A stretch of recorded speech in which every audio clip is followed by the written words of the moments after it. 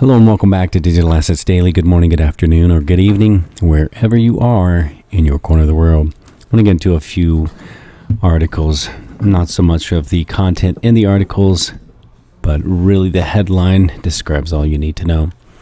Bill Gates using cryptocurrency Ripple to fight global poverty.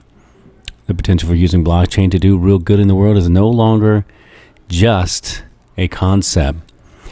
Even though they've been doing that for years together, partnered up. This is current from 2020. I want to just take another one that shows back a little bit of a timeline from 2018. So you can already see there's 2 years there. They've been working together in action for poverty. Mojaloop is their major, source and outlet for this to be processed through. Using Ripple through the Bill and Melinda Gates Foundation. But Mojaloop, I want to read this quick little article here. It was actually pretty significant, but I didn't really want to join up to their website, as this is the first I'd used. And for this article, we can get the gist right there. Mojaloop was one of the three big cyber currency stories from SIBO's 2017. The biggest cyber currency story from SIBO's 2017, mostly because of the deliberate guerrilla marketing by Ripple, was Ripple versus Swift, which was covered. And we covered on this channel. The second big cyber security story from SIBO's 2017 was a partnership between IBM and Stellar to go after that same cross-border payments market. This was interesting in crypto land because Ripple and Stellar have a common gene pool. Both were started by Jed Mojaloop. And there's nothing more bitter than fights within a family. Until this week, the positioning was clear. Ripple was an enterprise play, and Stellar was consumer-oriented. They had a little section. This was the week when that changed. Stellar, I think the article previously said before it shorted out on me is going for Ripple's share of that market. Either which way, again, it's pretty clear from the beginning where they're positioned, and they still continue to remain. Even though they've kind of delved into each other's markets, it's still pretty much their design of where they're headed. This was another Bill and Gates Foundation looks to connect unbanked world with Mojaloop FinTech, just reiterating and supporting that back to 2017. So you can see Ripple's already been working with them for the past 3 years. Quick thing here, leaping into the future, Nigeria's rural microfinance community gets connected using Stellar and Radian.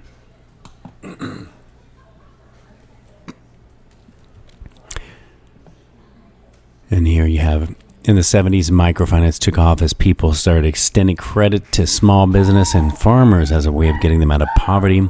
Microfinance works. The only problem is it's hard to scale. It's time-consuming and expensive to disperse and collect loans, for instance, and people are not able to transfer money within countries like Nigeria because they can't get normal bank accounts or afford to pay 20% for traditional remittance money transfers. That's pretty much what it's going into in this article. Feel free to come back. I don't want to spend a whole lot of time going through that, but it's a lot of information. I did highlight the Stellar throughout the entire thing, so you can see really quick if you're paying attention to your screen. And you have like their discussion of Swift and Western Union and the M-Pesa and the BitPesa. Stellar providing its local currency in poorer communities. You actually don't want to expose people to volatility. Even when you look at Bitcoin remittances, there's some exposure when you're transitioning in Bitcoin. That's risky, but you shouldn't ask poor communities to put their assets into volatile classes if a family only has $5. You don't risk that $5 turning into $4. It's not worth it. Not for that risk. And Stellar's fees are so minimal to nothing. Something like 300,000 transactions for a penny. So how impressive is that for the people who can't afford, or I should say, where every penny counts? It's pretty significant. But this is something, again, I just wanted to share, breezing through. That's something that Ripple and Stellar are doing that is of the same thing, helping the unbanked and underbanked, which is a major focus for Stellar, where Ripple is more focused on enterprise. But at the same time, through IBM, they do connect with enterprise as well. A new role at Ripple targets Wall Street institutions, cryptocurrency traders, and XRP enterprises.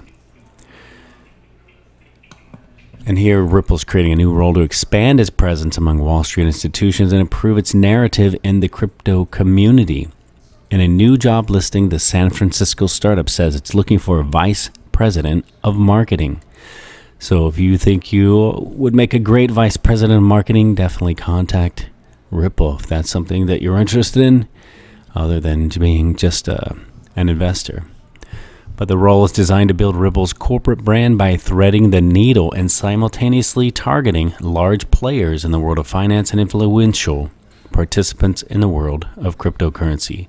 So again, if you're looking for that position and you have those contacts, probably just found your dream job. I want to finish off this video with Donald Trump and the Fed could be about to destroy the U.S. banking system. The highlights pretty much discuss the entire article. Donald Trump and the Federal Reserve have gone to extraordinary lengths to prop up the U.S. economy in recent weeks.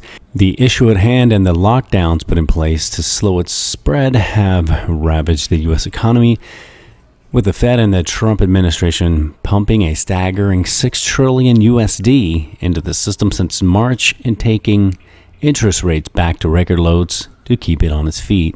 Now, as the economic reality of a post-issue-at-hand world sinks in, President Trump and the Fed are edging closer to negative interest rates, something legendary investor Warren Buffett had warned could have extreme consequences. And also throughout the rest of the article, they're discussing the unknown for the U.S. path that leading to zero interest rates could have, and the extreme consequences of going into negative interest rates, where they have worked for other countries. There's a big thing with Warren Buffett concerning the U.S. having never faced this issue and having gone through this experience. So that's kind of where we're at now, where Donald Trump is willing to press on into the negative interest rates for the banking and financial sector. And it's like untreaded territory, as they're stating, for the U.S. I think the thing with that is, for some, that may be a good thing. But for others, like the savers, that would be a bad thing, because now you're going to be paying those negative interest rates to keep your accounts. So there's getting a lot of excitement and anticipation of where this is headed over the next, or I should say by the end of the year and over the next year, until this is all organized and cleared up.